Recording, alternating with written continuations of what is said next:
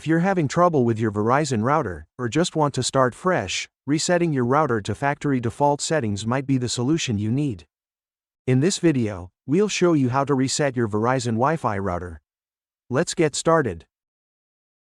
Step 1. Locate the reset button on your router. Find the reset button on the back of your router. It's a small button, so you might need a paperclip or something similar. Step 2. Press and hold the reset button. With the router turned on, press and hold the reset button for 15 seconds. And then release the button and wait for the router to reset and power back on. This might take a couple of minutes. Step 3. Reconfigure your router. Once your router is back on, you'll need to set up your Wi-Fi name and password again.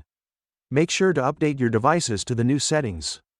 And that's it, you have successfully reset your Verizon router to its factory settings. If this video helped you, please like and subscribe.